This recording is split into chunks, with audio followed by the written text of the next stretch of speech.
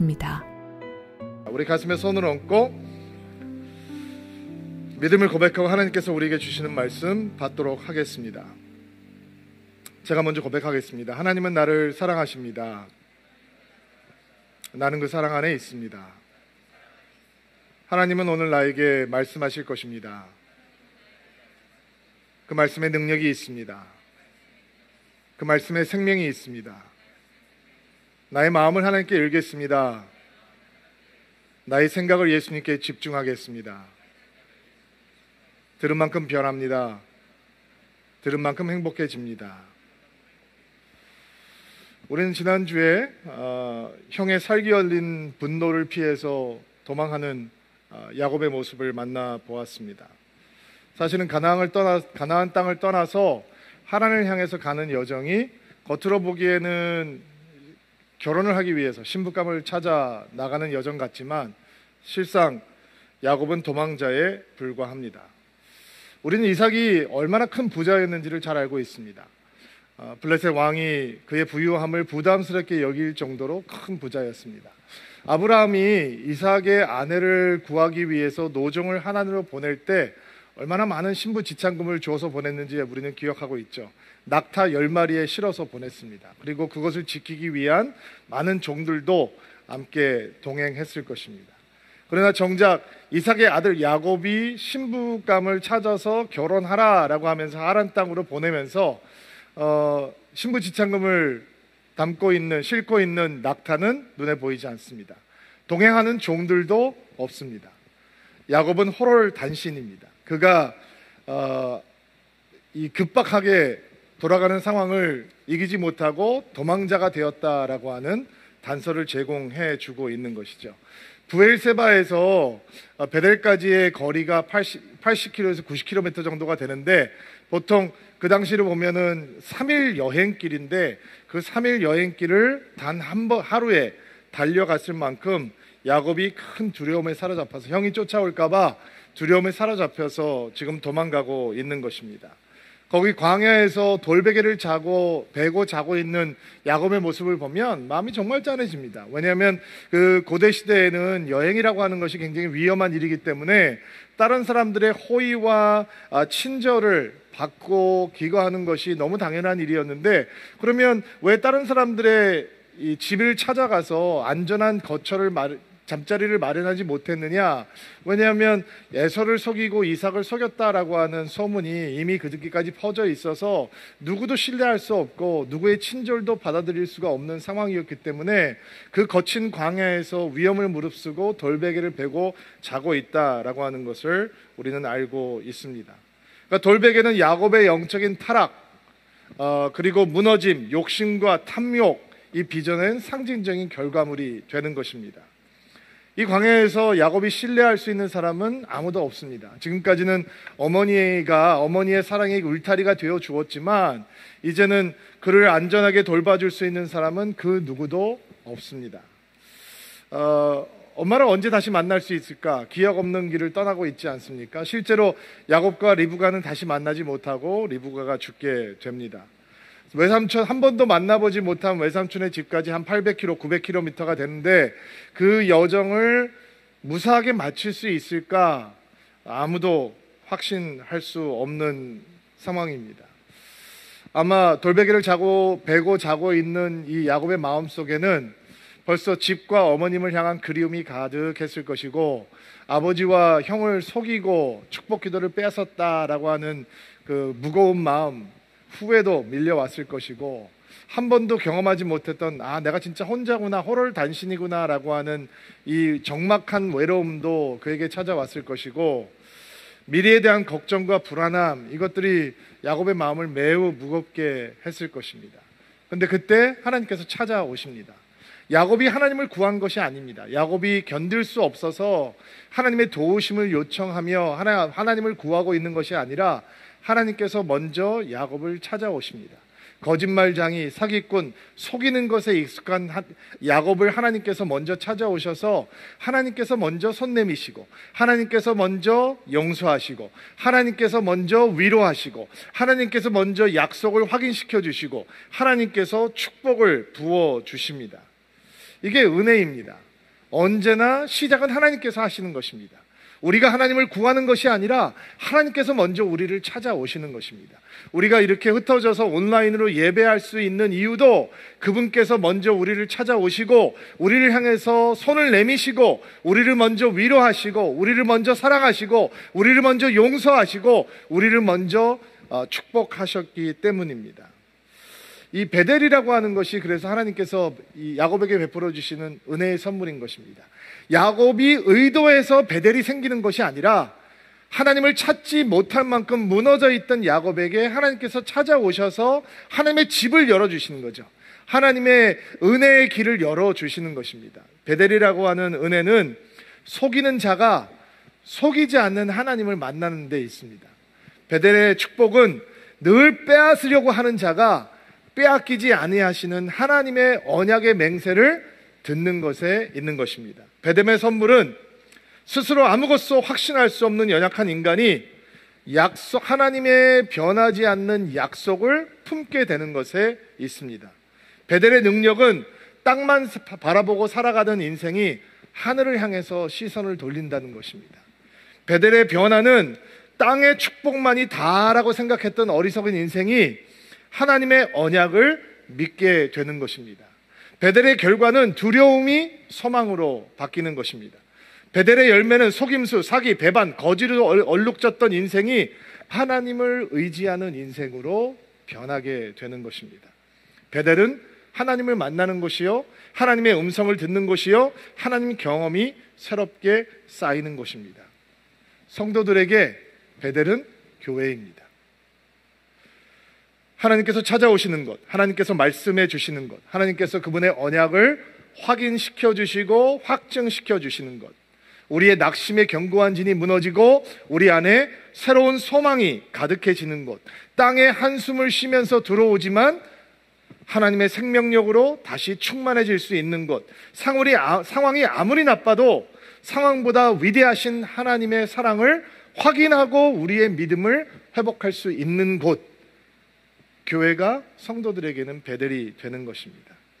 우리가 온라인으로 예배 드리는 기간 동안 그 교회라고 하는 선물에 대한 사랑과 헌신이 다시 새로워지는 은혜가 있게 되기를 주의 이름으로 축복합니다. 하나님께서 야곱에게 확인시켜 주셨던 약속을 한번 읽어보려고 하는데요. 창세기 28장 13절부터 15절까지의 말씀입니다. 같이 한번 한 목소리로 읽도록 하겠습니다. 시작. 야곱은 여호와께서 사다리 위에 계신 모습을 보았습니다. 여호와께서 말씀하셨습니다. 나는 내 할아버지 아브라함의 하나님, 이삭의 하나님 여호와다. 내가 너와 내 자손에게 내가 지금 자고 있는 땅을 줄 것이다. 내 자손은 땅의 티끌처럼 많아져서 동서남북 사방으로 퍼지며 땅 위의 모든 민족이 너와 내 자손을 통해 나는 너와 함께하고 내가 어디로 가든 너를 지켜줄 것이다. 그리고 너를 다시 이 땅으로 데려오리니 내가 너에게 약속한 것을 다 이루어주기 전까지 너를 떠나지 않을 것이다. 감격스러운 하나님의 약속, 하나님의 맹세죠. 내가 너와 함께 있겠다. 너를 떠나지 않겠다. 내가 너를 반드시 이 땅으로 데려올 것이다. 너에게 약속한 모든 것을 이루기까지 내가 너를 떠나지 않을 것이다. 창세기에는 야곱이 하나님을 만나는 장면들이 7번 소개되고 있는데 이 베델에서의 하나님과의 만남이 야곱이 하나님을 처음 대면해서 보게 되는 장면이거든요. 근데 첫 만남에서 이 엄청난 언약을 하나님께서 확인시켜 주시는 거죠. 가슴이 막 뜨거워진 야곱이 하나님 앞에 서원 기도를 하죠. 하나님의 향한 서원 기도는 이런 내용이에요. 하나님께서 나를 도와주셔서 내 아버지 집으로 다시 돌아오게 해주신다면 여호와께서 나의 하나님이 될 것이고 내가 쌓았던 이 돌기둥은 하나님의 전이 될 것이며 나의 소득에 내가 얻은 모든 소득의 11조를 하나님 앞에 드리겠습니다. 이 하나님의 향한 서원 기도를 해석하는 두 가지 부류가 있어요. 첫 번째는 이 서원 기도가 아직 하나님을 제대로 알지 못하는 야곱이 하나님을 향해서조차 값싼 흔정, 거래를 하려고 하는 불순한 기도이다라고 해석하는 사람들이 있어요. 왜냐하면 이 기도의 내용 가운데 하나님을 향해 신앙의 고백이나 감사의 내용이 전혀 등장하지 않고 마치 하나님에게 조건을 거는 것처럼 당신이 이렇게 나에게 해주시면 당신은 나의 하나님이 될 것입니다 라고 하는 그것 자체가 불신앙이다, 비신앙이다 라고 생각을 하는 생각을 하며 해석을 하는 부류가 있어요. 그리고 야곱이라고 하는 사람은 진짜로 베델에서 변하는 게 아니라 야복강에서 하나님의 천사와 하나님과 함께 씨름을 하면서 변화가 된 다음에 야곱이 이스라엘이라고 하는 이름으로 변화되고 나서야말로 진짜 그의 정체성이 변하는 것이다 이제 생각을 하는 것이죠. 또 그러나 이 기도를 진지한 언약의 기도다라고 해석을 하는 부류도 있어요. 그 이유는 하나님께서 다시 야곱에게 나타나셔서 말씀하시면서 베델의 하나님이라는 표현을 쓰신단 말이에요. 그러니까 하나님께는 야곱이라고 하는 사람을 생각할 때 베델이라고 하는 장소가 야곱에게 어떤 중요한 터닝 포인트가 되는 장소였다라고 인식하고 계신다는 거예요. 또 하나, 우리가 여기서 보고 있는 그 조건부의 표현들, 만약에 하나님께서 나를 다시 아버지 집으로 돌아오게 하신다면, if 그렇게 해 주신다면 당신은 나의 하나님이 될 것입니다. 이런 번역이 사실은 그 단어를 because 그렇게 하셨기 때문에, since 그렇게 하셨으므로 라고 하는 단어로도 번역이 가능하다는 거예요. 그러니까 만약에 그런 번역을 선택한다면 야곱이 지금 하나님 앞에 드리는 서원 기도는 이런 내용인 거죠. 하나님께서 나를 내 아버지 집으로 돌려보내주실 것이기 때문에 나는 하나님을 나의 하나님으로 섬길 것이며 이 돌이 하나님의 전이 될 것이며 내가 얻은 모든 것의 소득의 11조를 하나님 앞에 기쁜 마음으로 드리게. 서원이라고 하는 건 마음의 새로운 다짐이거든요. 그러니까 야곱이 하나님 앞에서 감격해서 그런 마음의 새로운 다짐의 고백을 드리고 있다라고 해석을 할 수도 있단 말이에요. 자, 여러분이 생각하시기에는 지금 야곱이 하나님과 흥정을 하고 있는 것 같아요? 아니면 새로운 다짐을 하면서 언약의 기도를 하고 있는 것 같습니까? 확실한 것은 그가 하나님을 향해서 기도하는 사람이 되어가고 있다는 거예요. 하나님 경험이 시작이 되고 그는 하나님을 보고 하나님께 대화하는 사람으로 변해가고 있다는 거예요. 하나님 경험이 시작이 되고 있다라고 하는 것이 우리가 주목해야 되는 사건이에요. 그러니까 베델에서 야곱이 하나님을 만난 다음에 날이 밝고 어떤 모종의 변화가 있는데 29장 1절 말씀 한 목소리로 읽어볼게요. 시작. 야곱은 여행을 계속해서 독종 백성들의 땅에 이르렀습니다. 여기 한글 성경에서 나와 있는 여행을 계속해서, 영어 성경에서도 그런 번역을 선택을 했는데 여행을 계속했다라고 하는 이 단어가 문자적으로 해석을 하면 발을 들어 올렸다 이런 뜻이에요. 근데 이 발을 들어 올렸다라고 하는 뜻이 발을 가뿐하게 들어 올렸다, 힘차게 들어 올렸다라고 하는 의미를 갖고 있어요. 그러니까 창세기 기자가 창세기를 기록하면서 베델 사건이 야곱에게 어떤 심적인 변화를 주었는지 그 작은 단어 하나를 통해서 지금 우리에게 마음의 변화를 보여주고 있는 거예요. 베델 사건이 있기 전에 그는 두려움으로 가득해 있고 낙심으로 가득해 있고 어깨를 쭉 떨어뜨리고 그냥 도망가고 있는 상황이었는데 이 베델에서 하나님을 만난 다음에 그의 발걸음이 가벼워졌다는 거예요. 두려워하는 도망자에서 소망하는 사람으로 베델 사건이 야곱을 변화시켜 놓았다라는 거예요. 그리고 그가 하란에 도착을 해요. 자, 아브라함의 노종이 하란에 도착을 했을 때 이삭의 신부를 찾으러 갔을 때 제일 먼저 스탑바이 했던 것이 어디였어요? 우물이었잖아요. 그러면 야곱이 하란에 도착하자마자 가장 먼저 스탑하는 곳이 어디냐? 우물가예요. 그것이 사람을 만나기 굉장히 좋은 곳이에요. 우물가에 도착을 해보니까 29장 전체가 야곱이 하란에 도착을 하고 이 외삼촌인 라반을 만나고 라헬과 사랑에 빠지고 라헬과 결혼하는 일련의 과정들을 쭉 소개하고 있는 얘기거든요. 그 얘기를 요약을 해보면 우물가에 도착한 야곱이 보니까 목자들이 거기에 이제 기다리고 있는 거예요. 그래서 말을 걸기 시작하죠. 당신들이 어디서 오는 사람들입니까? 예, 우리는 하란에서 오는 사람입니다. 그러니까 외삼촌 라반을 아냐? 라고 물어봐요. 라반을 압니까? 물론 잘 압니다. 그리고 그분의 안부를 물어요. 라반은 안녕하십니까? 이게 무슨 얘기냐면 지금 야곱의 나이가 70이 넘은 나이니까 라반이 그보다 나이가 훨씬 많을 거 아니겠어요? 그러니까 그분이 지금 생존하고 계시는지를 확인하고 있는 거예요. 만약에 라반이 죽었다 그러면 어떻게 만날 수 있는 기회가 없으니까, 그러니까 그분은 안녕하십니다. 그리고 저쪽을 손짓을 보여주면서 저기 바로 라헬이라고 하는 라반의 딸이 양떼를 몰고 오고 있습니다. 얘기를 하는 거예요. 성경에는 나와 있지 않지만 야곱이 라헬을 바라보고 첫눈에 반했던 것 같아요. 왜냐하면 이 야곱이 굉장히 흥분을 하는 모습을 보여줘요. 처음 만나는 목자들한테 아니 해가 이렇게 중천에 떠 있는데 양들을 빨리 물 먹이고 가서 또 꼴을 먹여야지 여기서 뭐 하고 있는 거냐 참견을 시작을 하고 그 의도에는 아마 라헬과 단둘이 우물가에서 시간을 좀 보내고 싶은 마음이 있지 않나 하는 생각이 들어요.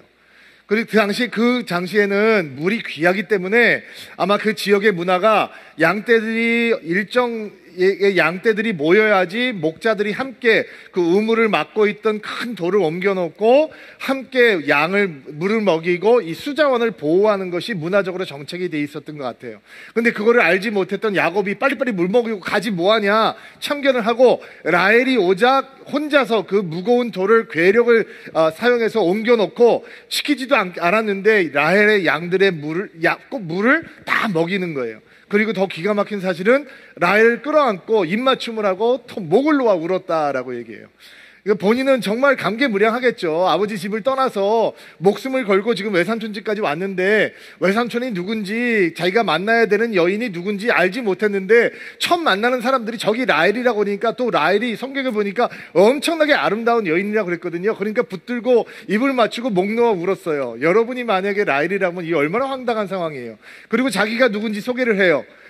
내가 리브가의 아들 이삭의 아들 야곱이다 라고 얘기를 하니까 라헬이 깜짝 놀라서 집을 향해서 달려가서 아버지 라반에게 야곱이 왔다 라는 소식을 전하게 주어요. 그러자 라반이 버선발로 뛰어나오는 거예요. 왜 뛰어나오느냐, 라반에게는 이전 경험이 있거든요. 이전 경험은 어떤 경험이냐, 리브가가 갑자기 집에 돌아와서 금팔찌를 손으로 보여주면서 아브라함의 노종이 와서 이삭의 신부감을 찾으러 왔다라고 얘기를 한다라는 소식을 전해주는 거죠. 근데 그 금팔찌가 10세겔이었다, 금 10세겔이었다 얘기하는데 은 10세겔이 남자가 1년 동안 얻을 수 있는 임금이거든요.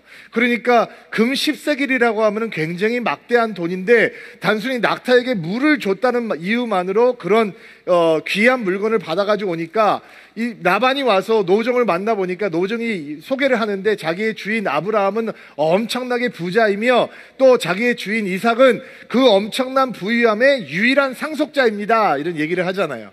그러니까 그 과거의 경험이 있단 말이에요. 리브가를 떠나보내면서 엄청난 신부 지창감을 받았잖아요. 받아 챙겼어요. 그런데 그 리브가의 아들 야곱이 신부감을 찾아서 또 왔다라는 거예요. 그러니까 계산이 견적이 나오는 거죠. 야, 이번에는 더 엄청나겠구나. 근데 우물가로 와보니까 혈혈단신 야곱이 낙타 때도 보이지 않고 수행하고 있는 종들도 보이지 않고 야곱의 행색은 800km, 900km를 걸어왔으니까 아주 초라하고 볼품이 없을 것이고 와서 자초지경 얘기를 들어보니까 자기가 어떻게 형제간에 갈등이 있었고 아버지와 어머니의 편애가 있었고 그리고 자기가 어떻게 장작과를 훔쳐냈고 아버지의 축복 기도를 사기를 쳐가지고 해서 형의 분노를 사서 목숨을 부지하기 위해서 신부를 찾기 위해서 이 땅까지 오게 되었습니다. 이런 일련의 얘기를 쭉 하는 거예요. 왜 야곱이 이런 일련의 얘기를 쭉 하느냐, 당시에는 신부를 얻기 위해서는 당연히 신부 지체감을 주는 것인데 땡전 한 푼 없는 상황이거든요. 그러니까 앞으로 자기가 어떻게 하면 그 신부 지참금을 지불을 하고 아내를 데려가고 있을지 확인시켜주기 위해서 일련의 상황들을 다 설명할 수밖에 없는 거예요. 라반이 얼마나 실망스러웠을까 쉽게 상상해 볼 수 있죠. 라반이 굉장히 세속적인 사람이거든요. 그리고 이런 애매한 상황 속에서 야곱이 라반의 집에서 한 달을 머물게 돼요. 공짜로 먹고 자면서. 그러자 라반이 이제 속내를 보이기 시작합니다. 15절 말씀 같이 한번 읽어볼게요. 시작. 어느 날 라반이 야곱에게 말했습니다. 넌 내 친척이긴 하지만 그렇다고 해서 품삯도 주지 않고 너에게 일을 시킬 수는 없는 일이다. 내가 너에게 무엇을 해주면 좋겠느냐. 이게 무슨 말이냐. 라반이 의롭고 공평한 사람이기 때문에 야, 집에서 일 봐주는데 공짜로 하면 너가 너무 미안하잖아. 그러니까 내가 얼마나 더 사례를 좀 할게, 이런 뜻이 아니라 너 이제 공짜로 먹고 자지 말고 이제 종으로 일을 해라, 이런 뜻이에요. 내 종이 돼서 일을 해라, 품삯을 받고 일을 해라, 이런 뜻. 공짜로 밥 먹여주지 않겠다, 이런 뜻입니다. 여러분, 야곱이 지금 가지고 있는 게 아무것도 없잖아요. 야곱이 부잣집 도련님이거든요. 할아버지 아브라함도 부자였지만 이삭도 엄청난 부자였고, 물론 형 에서를 아버지 이삭이 편애했지만 어쨌든 그 부유한 집안의 작은 아들이 야곱이잖아요. 곱게 자랐겠죠. 편안하게 자랐을 거예요. 어머니의 장막 안에서. 근데 지금 그가 아무것도 없어요. 그리고 이제는 종이 되어서 일을 해달라라고 하는 요구를 받고 있는 거예요. 근데 그 요구를 그가 거절하지 않아요. 왜 그러냐 하면 그가 라헬을 깊이 사랑하고 있어요. 내가 나에게 품삯을 정해라. 이제 나의 종이 되라. 라고 얘기하면서 요구하는 외삼촌에게 야곱이 뭐라고 얘기를 하냐면 라헬이랑 결혼을 시켜달라라고 얘기를 해요. 라반에게 딸이 둘이 있거든요. 큰 딸의 이름이 레아고 작은 딸의 이름이 라헬이에요. 성경은 레아는 눈매가 고왔다라고 얘기했어요. 개역 성경에는 시력이 안 좋았다, 안력이 나빴다 이런 표현을 쓰고 있는데 정확하게 무슨 의미일지 잘 모르지만 쉽게 이해를 하면 라헬은 엄청나게 아름다운 여인이었던 것에 반해서 레아는 그렇지 못했다라는 얘기를 하는 거예요. 우리식으로 표현을 하자면 레아는 아주 착하게 생긴 여자고 라헬은 아주 예쁘게 생긴 여자인 거예요. 그리고 야곱은 누구를 사랑하고 있느냐? 라헬을 깊이 사랑하고 있어요. 품삯을 정해라 라고 얘기하니까 야곱이 주저하지 않고 이런 얘기를 하는 거예요. 라헬과 결혼할 수 있도록 해주십시오. 그러면 내가 7년 동안 외삼촌을 위해서 일하겠습니다. 당시 보통 신부 지참금의 액수가 은 30세겔에서 40세겔이었다고 해요. 그렇다면 성인이 3년에서 4년 동안 일하는 임금을 아내를 얻기 위해서 남자들은 신부 지참금을 주는 거예요. 근데 라헬을 야곱이 얼마나 사랑했냐면 7년을 일하겠다라고 얘기해요. 근데 더 기가 막힌 로맨틱한 얘기는 18절 말씀 보세요. 18절부터 20절 말씀까지 읽어보겠습니다. 시작. 야곱은 라헬을 사랑했습니다. 그래서 야곱이 라반에게 말했습니다. 삼촌의 작은 딸 라헬과 결혼하게 해주십시오. 그렇게 해주시면 삼촌을 위해 7년 동안 일해드리겠습니다. 라반이 말했습니다. 다른 사람에게 라헬을 주는 것보다 너에게 주는 것이 낫겠지. 그래 좋다. 나와 함께 있자. 야곱은 라헬과 결혼하기 위해 7년 동안 라반을 위해 일했습니다. 하지만 라헬을 너무 사랑했으므로 야곱에게 그 7년은 마치 며칠밖에 되지 않는 것처럼 느껴졌습니다. 순정남 야곱, 라헬을 얼마나 사랑했는지 7년 동안 일을 해드리겠습니다. 근데 라반이 얼마나 모욕적인 이상한 말을 하냐고. 그래, 남 주는 것보다 너한테 그냥 시집 보내는 게 낫지. 이런 모욕적인 얘기를 들으면서 라헬을 너무 사랑하니까 7년 동안의 기간을 견디는데 견뎠을 뿐만 아니라 그 7년의 시간을, 긴 시간을 일을 하면서 며칠처럼 여겼다. 이렇게 너무 로맨틱한 얘기죠. 라헬을 향한 사랑이 그렇게 깊었던 거예요. 근데 7년이 찼는데 라헬을 줄 생각을 하지 않아요. 그러니까 야곱이 당당하게 요구를 해요. 이제 7년이 찼으니까, 약속하신 시간이 됐으니까 딸하고 결혼을 하게 해주십시오. 그리고 큰 결혼잔치가 벌어져요. 얼마나 행복했을까요? 얼마나 기분이 좋았을까요? 가슴이 두근두근 했을 거예요. 그리고 잔치가 끝나고 이제 첫날 밤을 맞는데 기가 막힌 말도 안 되는 사건이 벌어져요. 외삼촌 라반이 신부를 바꿔치기. 어떻게 이런 일이 생길 수 있을까? 그러게 말입니다. 근데 아버지의 축복 기도를 짐승의 가죽으로 목을 두르고 손목을 두르고 훔쳐냈던 야곱이었잖아요. 이제는 철석같이 믿었던 라헬과의 결혼이 레아와의 결혼으로 둔갑을 해버려요. 첫날 밤이 되었는데 외삼촌 라반이 라헬 대신 레아를 그 장막으로 집어넣고 아침에 깨보니까 자기 옆에 누워있는 사람이 7년 동안 기다렸던 라헬이 아니라 레아인 거예요. 기가 막힌 일이 벌어졌어요. 항의를 해보고 화를 내본들 되돌릴 수 없는 거죠.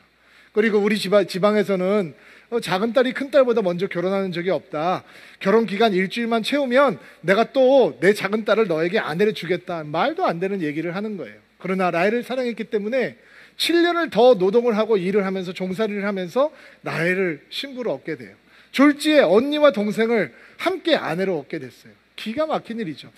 앞으로 이 라헬은 사랑하는 여인이고 레아는 별로 좋아하지도 않는데 속아서 아내로 맡게 되었고, 이 언니와 동생이고, 이 집안에서 이제 얼마나 역기능적인 일들이 생기게 될지 우리는 불보듯이 뻔하게 살 수 있는 거죠. 여러분, 마음이 너무 당황스럽지 않습니까? 하나님께서 약속하셨잖아요. 내가 너와 함께 할 것이다. 내가 너를 지켜줄 것이다. 내가 너에게 약속한 것을 다 이룰 때까지 내가 너를 떠나지 않을 것이다. 근데 악한 사람 라반을 왜 안 막아주셨을까요? 야곱이 결혼 2번 하려고 원했던 것이 아니잖아요. 한 여인을 위해서 7년 동안을 견디고 참고 일했잖아요. 근데 졸지에 아내가 둘이 됐어요. 그것도 시스터예요. 이렇게 악한 상황 속에 떨어지게 되었어요. 도대체 하나님은 어디 계신 것이고 하나님의 섭리는 어디에 있는 걸까요? 라헬을 만나게 해주셨던 하나님이라면 라헬과의 사랑이 아름다운 열매가 될 수 있을 때까지도 인도해 주셔야 되는 것이 아닐까요? 왜 라반이라고 하는 악한 사람의 영향력을 막아주시지 않았던 걸까요? 이런 질문들이 우리 안에 막 생기죠. 근데 하나님께서는 이런 악한 자들을 통해서도 믿음의 사람을 세워가실 수 있다라고 하는 것을 우리는 겸손하게 인정해야 하는 것입니다. 악한 자들의 영향력에 휩싸여 있으면서도 우리는 악한 사람이 될 필요가 없다, 그렇지 않아도 된다라고 하는 것도 배우게 되는 것이죠. 사실 그 사실은 우리에게 매우 중요합니다.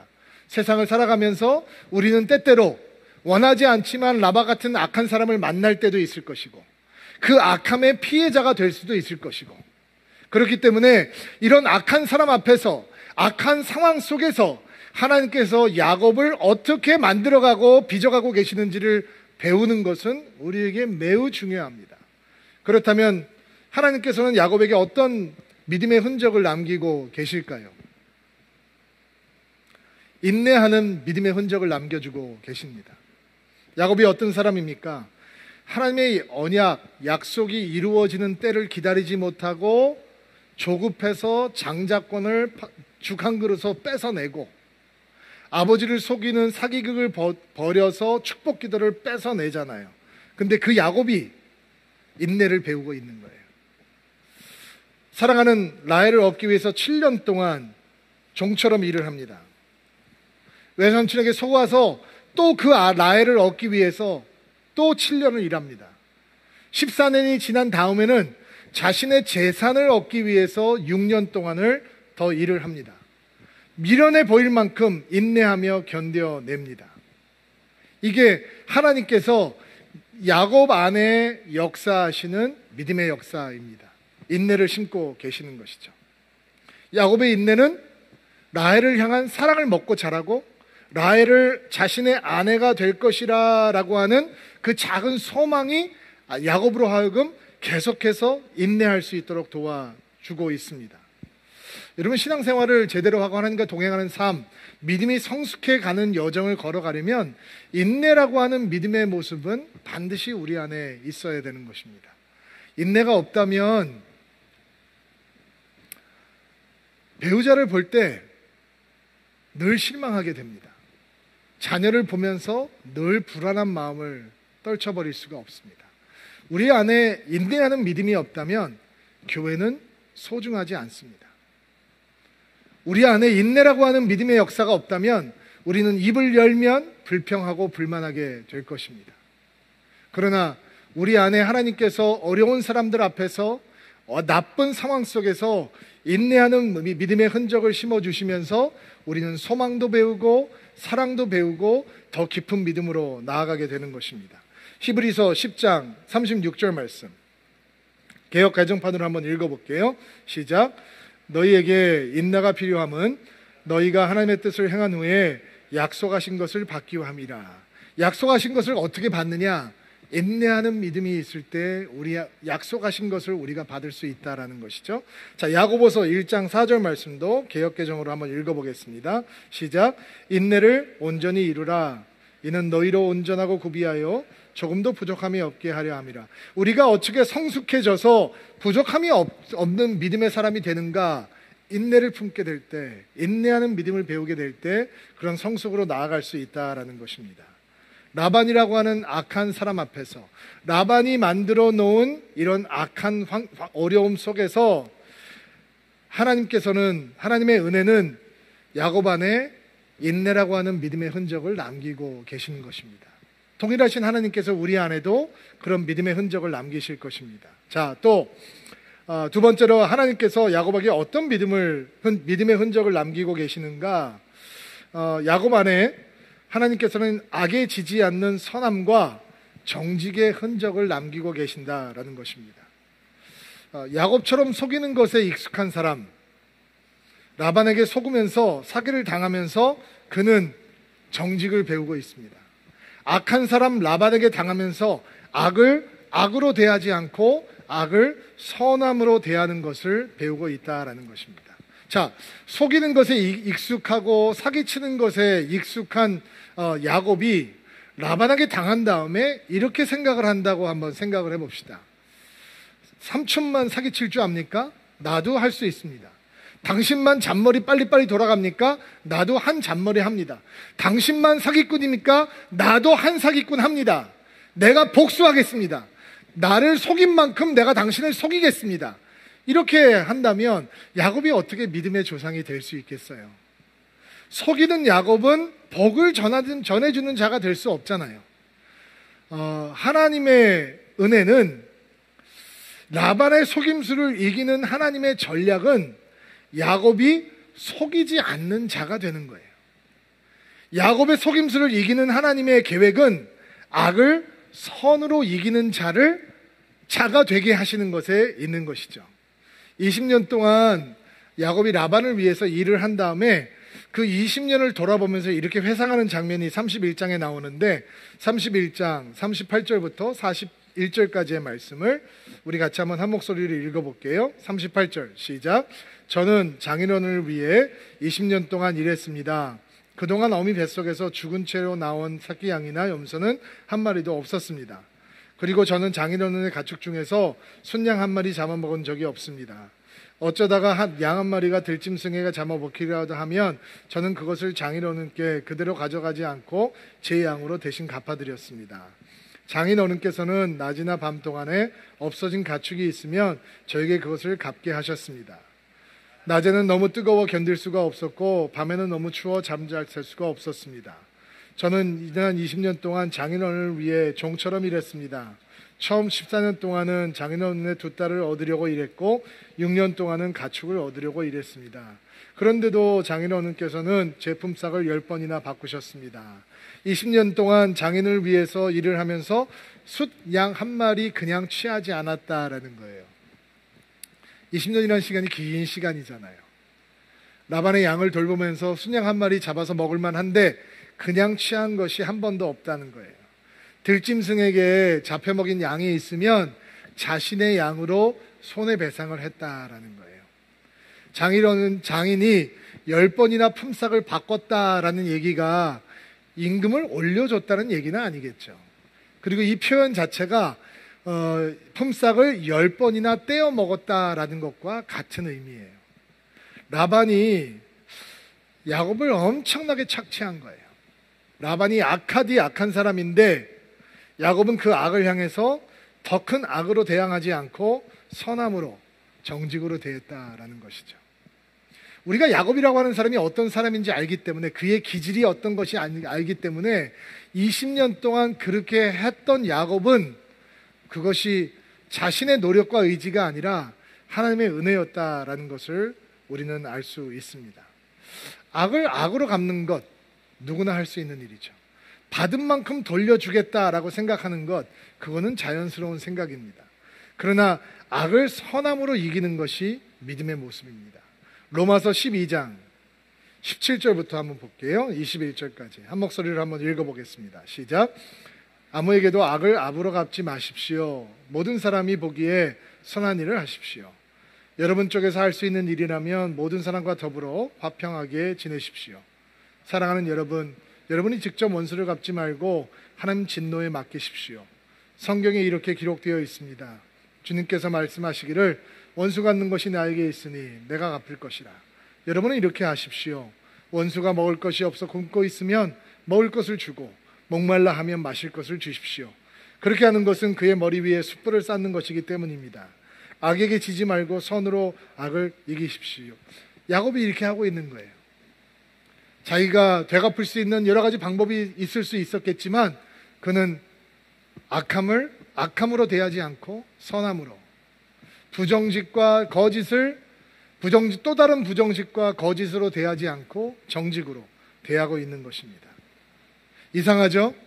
우리는 지금 야곱이 라반에게 그냥 엄청나게 당하고 있구나라고 생각할 수 있는데, 실상 야곱은 악한 라반 때문에 하나님을 체험하고 있는 것입니다.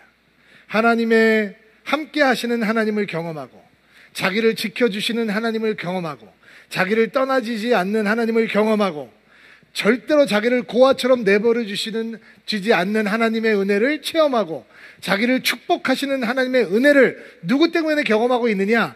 라반이라고 하는 악한 사람 때문에 경험하고 있는 것입니다. 악인 라반도 하나님의 축복을 절대로 빼앗아갈 수 없었던 것입니다. 이제 그 하나님이 우리의 하나님인 것을 고백합시다.